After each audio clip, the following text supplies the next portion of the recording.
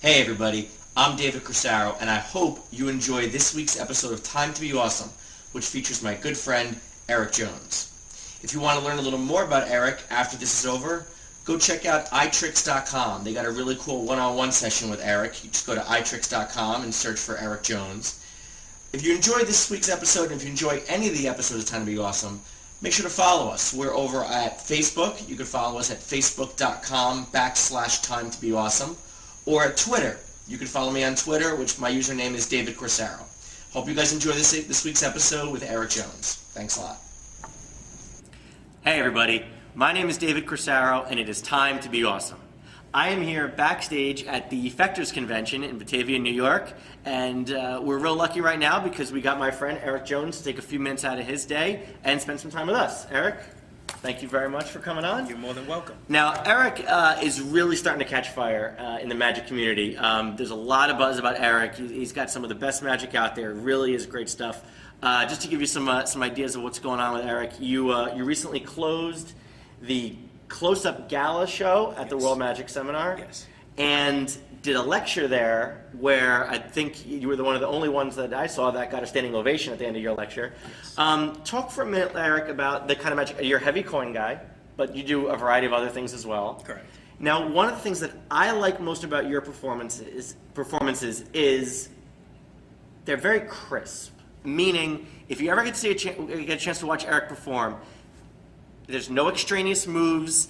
There's no ums and ahs as you're performing. Everything is patterned. Everything is strict. Everything is a professional theatrical piece. Actually, that's the exact opposite. Wait a minute. I know where I'm Cut! No, go ahead. But it appears that way. Let's put it that way. It does. I know where I'm going to begin. I know where I end, but I usually jazz throughout the routine. And you don't mean magic. You're talking about patter and movements, or you mean patter everything? and movements. I've come to, for a few of my pieces, I've come to the conclusion that what I currently have is what works best for me. Okay. But usually I jazz from beginning to end. One of the things that I always like talking about is the fact that I use a metronome to practice.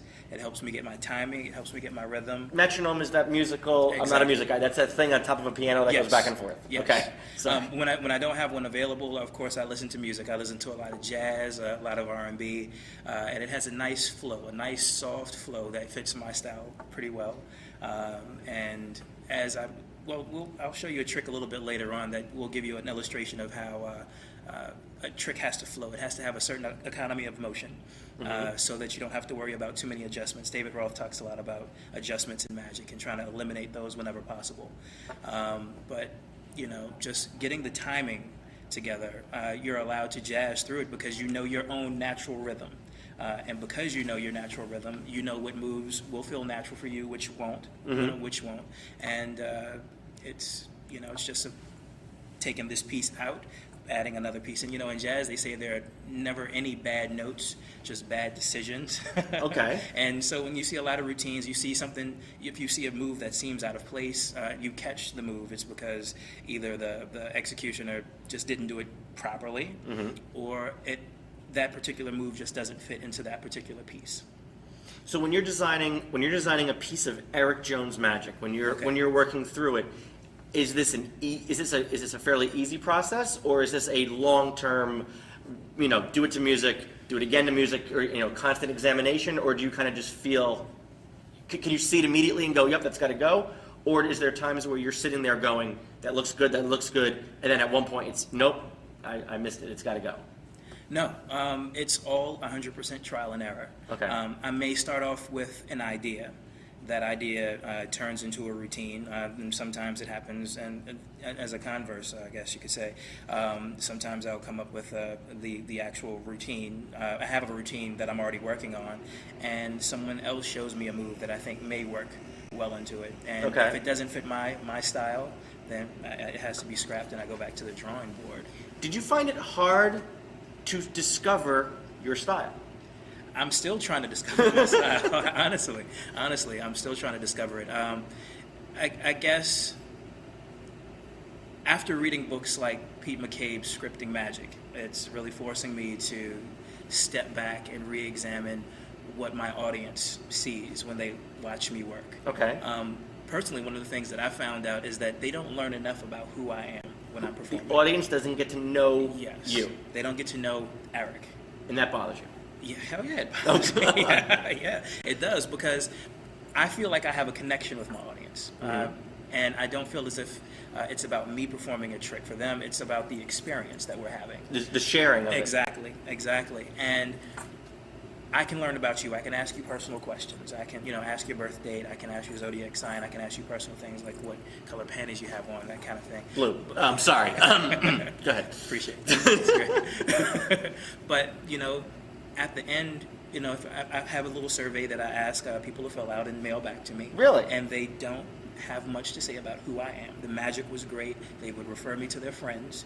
But at the end of the day, I always felt as if I was the kind of guy that you want to have over for a cookout if I wasn't working for you. And that's the feeling that I have, that kind of camaraderie. And I just don't get that reciprocation back from the lay public. And it's forcing me to try to figure out what kind of character I have, which is what I was trying to go back to. The fact that after reading a book like Pete McCabe's Scripting Magic, it's forcing me to try to become a little bit more personalized in the kind of magic that I'm doing. I'm actually considering eliminating half of the effects that I'm currently doing so that I can find effects that are more tailored to the character that I'm now trying to create. To being able to actually share a bit of yourself with the audience a little bit better. That's really cool. And is that going to take your magic in a different direction in terms of material that you're choosing? I mean, right now you're known mostly for your coin work, but there's a lot of card work that you do that maybe some people don't know about yet. Right. Could that be expanding to other things? Is it always going to stay close up? It is definitely not going to stay close up. It's not going to stay close up? Because I think it's so restrictive to say I'm going to try to teach you about me or get you to learn about me in the context of a coin or a card trick. I can definitely see myself doing mentalism, definitely doing stand-up, which is what I'm working on now. I'm quickly gathering enough material to put together a really good stand-up act. That's cool. But, again, it has to be personality-driven. Okay. When you look at a guy like Oscar Munoz or Steve Ragazzi, the character that they're performing, they can look at a trick in a dealer's room and say, this trick will fit my style. Whereas, like a Matrix, that's a little bit harder to take that specific trick and make it a little bit more personality-driven. It's more difficult. You bring up a really good point, because I think that one of the hardest things to do in magic is look at a trick that you think is awesome, that you say that's a killer trick, and it's hard to go, but that's not me. Right. That's really hard to do. It's extremely hard to do. It's extremely hard to do. Another thing that I've noticed is... Never mind. Never mind. We'll hold off on that one. I think I know what you're about to say. And when this episode airs, there'll be a lot more Eric Jones stuff going on, and I think they'll go more towards what you're going for. When somebody's out there and they're going to learn and they're going to buy a piece of Eric Jones magic, and they're a teenager, they're somebody who's been in magic, let's say less than 5 years maybe, and they see Eric Jones do something and they go, I got to learn that thing. What do you recommend beyond just here's the trick? Do you recommend putting it to music, or is that an Eric Jones thing? Do you recommend really examining if it's for their character, or do you say gather it all and then figure it out later? A little bit of everything you just said. I would experiment to figure out, what works best for you. If you want to try working to a metronome, get it set going back and forth nicely, and then timing so that as you turn the card over, it hits a beat. Turn it back over, it hits a beat.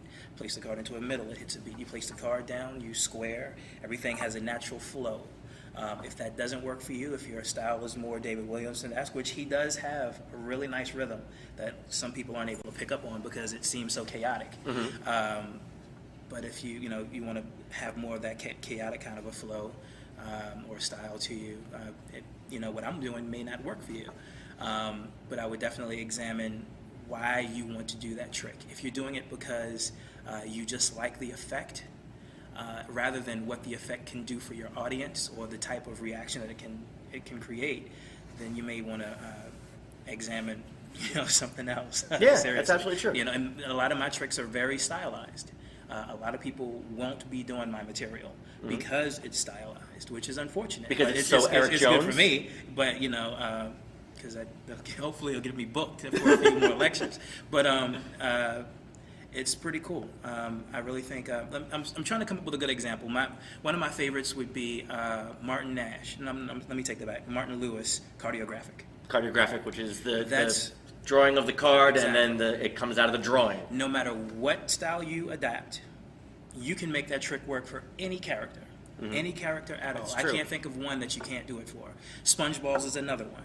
But like I said, going back to a trick like the Matrix, it's very hard to do anything other than that particular trick.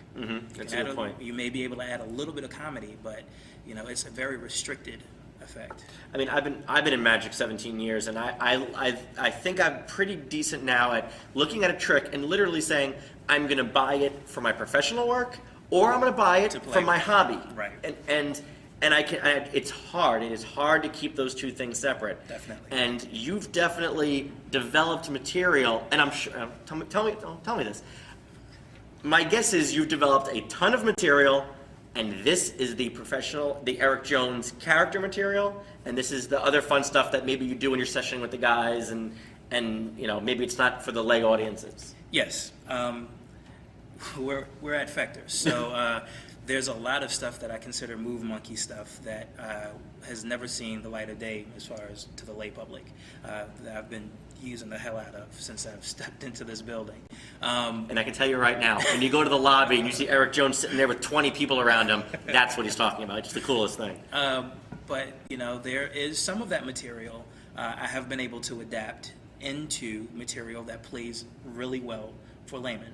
A couple of my more recent examples of that would be the Ishkabibble sandwich, which is featured in issue 8 of Real Magic Quarterly, put out by Cosmo Magic. Cosmo, right?